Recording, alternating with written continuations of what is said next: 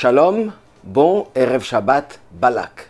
C'est le nom de la paracha qui nous raconte cet événement particulier qui s'est produit dans le désert, que Balak, voyant que les enfants d'Israël s'approchent de la terre d'Israël, ils allaient contourner son pays, mais il a craint, il envoie des émissaires et demande à Bilham, connu pour ses malédictions et bénédictions aussi, qui se réalisent. Donc il l'invite, il le loue, il le paye très cher, il lui propose une somme importante pour qu'il aille maudire les enfants d'Israël. À la fin, il s'agit, en fait, Dieu lui permet d'aller, mais à condition qu'il dise ce que Dieu lui dit, et au lieu de maudire, il bénit. Mais pas seulement bénir, il dit ce qui va arriver à la fin des temps. Be'acharit hayamim, dans les termes du texte, à la fin des temps. Maïmonide reprend ce texte, il appelle la paracha de Bilham, et il développe, basé sur le Midrash et le Talmud, qu'en fait, ce que Bilham parle, il parle des deux Mashiach. Deux Mashiach. Desquels Mashiach? Un premier Mashiach, qui est arrivé beaucoup plus tard après Bilham, c'est le roi David, le sauveteur d'Israël, et Mashiach ben David, Mashiach que nous attendons, qui va venir.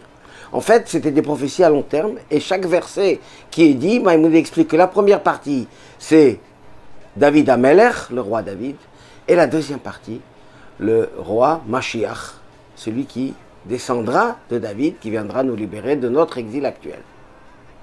Et là, on pose la question, si on parle du Mashiach qui est appelé Moshéan, le sauveteur d'Israël, pourquoi ne pas mentionner le premier, Moshe Rabbeinu, qui est celui qui a réellement libéré les enfants d'Israël d'Égypte, bien sûr par la mission divine, et qui est celui qui les a amenés jusqu'à la terre d'Israël. C'est le premier. Pourquoi on compare Mashiach avec le roi David et non pas avec Moshe? Nous dit le Rambam, car l'avènement messianique est lié avec un processus, entre guillemets, presque naturel, pas miraculeux. L'histoire de la sortie d'Égypte et Moshe Rabbeinu, ce n'était que des miracles. Tout le long de 40 ans dans le désert, depuis l'instant de la sortie, même avant, jusqu'à l'arrivée en terre d'Israël et même après. Mais l'avènement messianique, dit Maïmonide, sera quelque chose qui sera entièrement intégré dans la nature. C'est un processus qui va amener à une situation nouvelle dans le monde, comparable à celle du roi David. Le roi David a fait des guerres, il a gagné miraculeusement, et après c'est le roi Salomon, son fils, qui a continué dans la paix, dans la tranquillité, dans l'unité, dans tout ce qui était bien pour le peuple juif. C'était les meilleurs moments dans l'époque de la terre du roi Salomon. Et cet événement, dit Maïmonide, c'est comme ça que ça va revenir.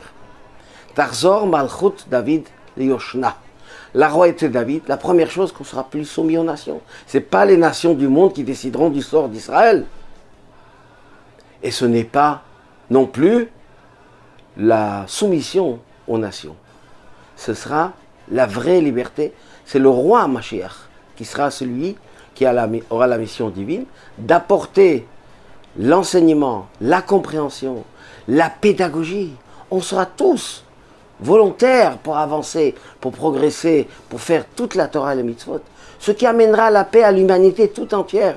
Parce qu'il y a une seule vérité qui régnera dans ce monde. Et c'est pour cela que nous dit Rambam que la plus grande bénédiction que Bilham nous dit, c'est celle que le roi David sera l'exemple pour le roi Mashiach. Que lui, dit le Rambam, sa qualité particulière, c'est étudier la Torah, diffuser la Torah, aimer tout le peuple juif, apporter ce que chacun a besoin maintenant dans les derniers instants de Galout et qui va apporter le bien pour tous. Et pour cela, nous devons prier, demander à Hachem, agir surtout, pour que cet événement se produise très prochainement de nos jours, avec la venue du Mashiach. Il y aura la paix, il y aura le bien-être pour le monde, l'humanité tout entière. Shabbat, Shalom, Umevorach.